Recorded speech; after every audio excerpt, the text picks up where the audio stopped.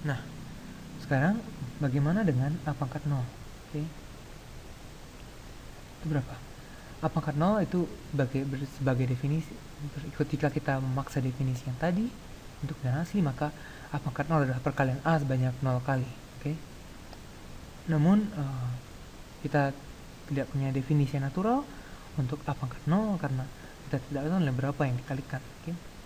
Dengan demikian, notasi A pangkat 0 kita definisikan agar sesuai dengan sifat dasar perkalian ini. Kita mengekstensi perpangkatan tidak hanya di bilangan asli yang dimulai dari 1, 2, 3, namun juga bisa dimulai dari 0. Namun agar sifat ini selalu berlaku, kita bisa gunakan sifat bahwa A pangkat 0 kita ingin agar dikalikan dengan A pangkat N, itu hasilnya adalah A pangkat 0 tambah N, itu adalah A pangkat N. Okay. Untuk sembarang A dan N, okay. Kita pengen sifatnya berlaku, maka kita tahu bahwa bilangan yang membuat hasil kali dengan sembarang bilangan hasilnya setelah bilangan itu sendiri adalah A pangkat 0 itu bernilai 1. Oke. Dan demikian kita definisikan A pangkat 0 itu sama dengan 1. Bagaimana dengan notasi A pangkat N, A pangkat minus N? Oke. Sekarang kita tidak hanya bilang bulat positif tapi juga bilang pangkat negatif. Kita bisa lihat bahwa A pangkat N itu jika kita ingin kalikan dengan A pangkat minus N, itu hasilnya adalah A pangkat. Dan perjumlahan pangkat tadi juga berlaku, adalah A pangkat N minus N, sehingga hasilnya adalah A pangkat 0. Oke. A pangkat 0 tadi adalah 1, jadi kita bisa membuat A pangkat minus N itu adalah 1 dibagi A pangkat N. Oke. Dari 2 ini kita bisa hitung 2 pangkat 0 itu maksudnya adalah 1. Oke. 3 pangkat 0 itu adalah 1. Kemudian bagaimana 2 pangkat minus 2 itu menyatakan nilai 1 per 2 pangkat 2 itu 1 per 4. Oke. 0,25. Jika 3 pangkat minus 3 itu adalah 1 per 3 pangkat 3, yaitu 1 per 27 sama dengan, ya, kita bisa menghitungnya. Oke. Dan demikian sifat operasi pangkat yang pertama yang kita tahu adalah A pangkat M dikalikan dengan A pangkat N itu adalah A pangkat M plus N. Oke. Ini untuk sembarang bilangan M, N, bilangan bulat. Oke. Berlaku untuk sembarang bilangan bulat. Kemudian kita juga bisa lihat operasi pangkat. Bagaimana jika yang dipangkatkan itu berbeda? Kita bisa lihat A kali B dipangkatkan dengan M. Itu merupakan perpangkatan A kali B, kemudian A kali B lagi, kemudian A kali B lagi, dan seterusnya A kali B, dimana ini muncul sebanyak M kali. Oke. Dengan demikian kita tahu AB muncul bersamaan, sehingga A muncul M kali, B juga muncul M kali, sehingga yang kita peroleh adalah A-nya akan muncul sebanyak M kali. Oke. Kita bisa tulis ulang perkalian, karena perkalian bisa kita susun ulang, ya. Sama dengan kalikan dengan B kali B, B, M. Oke. Sehingga ini adalah A pangkat M dikalikan B pangkat M. Jadi kita bisa hitung 2 kali 7 pangkat 2 itu pada dasarnya adalah 2 pangkat 2 kali 7 pangkat 2, gitu ya. Sehingga ini adalah 4 kali 49, itu adalah 6, 3, 16, 196. Oke. Begitu. Inilah sifat dasar perpangkatan untuk pangkat bulat. Jadi intuisinya adalah kita mencoba untuk membuktikan sifat-sifat ini, kita coba bayangkan dia sebagai perkalian yang berulang saja. Oke. Sesuai definisi pangkat. Kemudian sifat berikutnya adalah, nah ini agak tricky.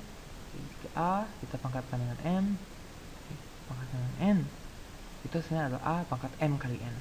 Ya, berbeda ya dengan yang tadi, itu A pangkat M kali A pangkat N, itu adalah A pangkat M ditambahkan dengan N. Oke. Kali ini A pangkat M kemudian dipangkatkan lagi dengan N.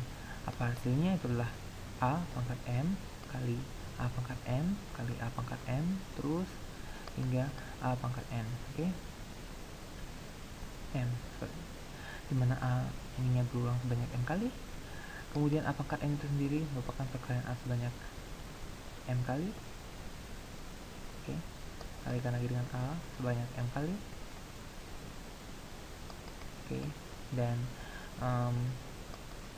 ini juga sebanyak M kali, dan kelompok-kelompok ini masing-masing muncul sebanyak N kali.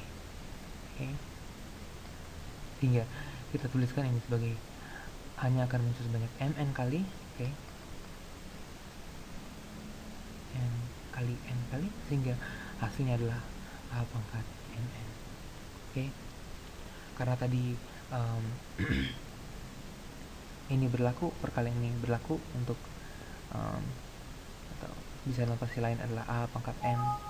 Oke, tambah M ya, M ya, ini adalah A pangkat Mn. Oke, sama saja.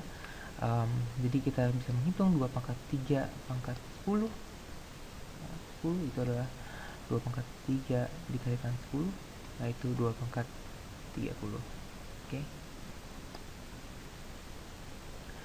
Kemudian untuk pembagian, oke, untuk A pangkat M, untuk jika dibagi A pangkat N, itu hasilnya adalah A pangkat M minus N.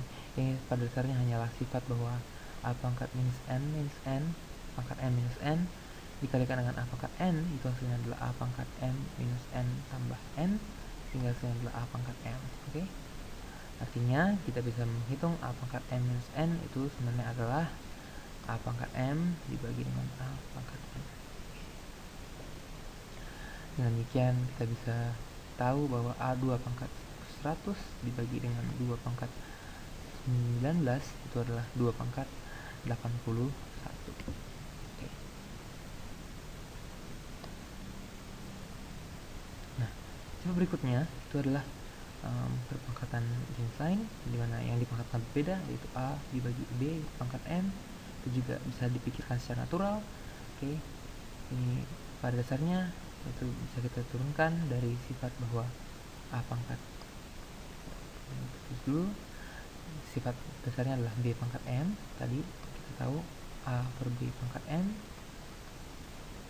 Sifat tadi kita bisa tulis sama juga dengan B dikalikan dengan A per B dipangkatkan.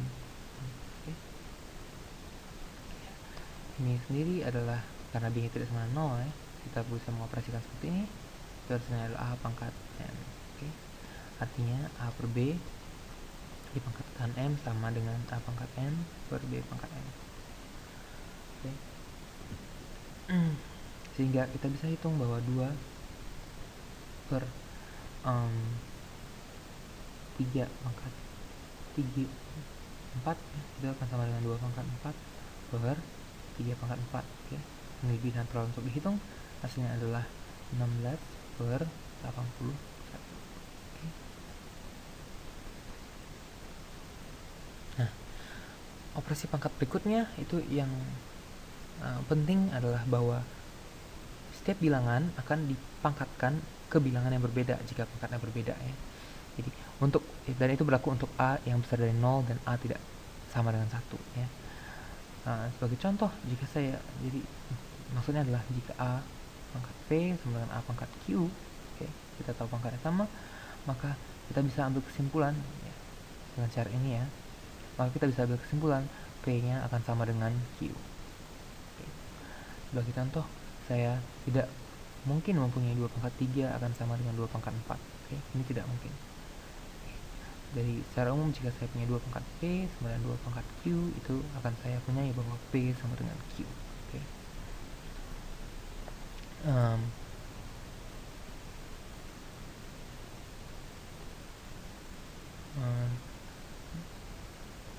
Dan pada dasarnya kita bisa punyai bahwa jika pangkatnya juga untuk bilangan yang kurang dari 1, setengah pangkat P dan sama dengan setengah pangkat Q, okay, maka itu akan juga menghasilkan P sama dengan Q. Okay. Ini menyatakan keunikan dari nilai pangkat untuk pangkat yang berbeda. Namun ini tidak berlaku untuk 1.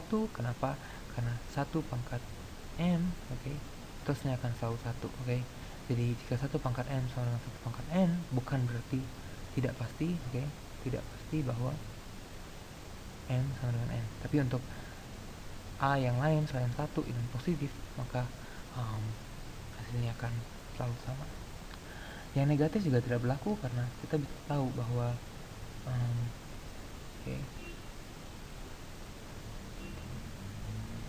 kalau minus 1 pangkat n itu yang pangkat 2 itu akan sama dengan minus 1 pangkat 4, oke. Kalau dia berbeda ya pangkatnya, oke.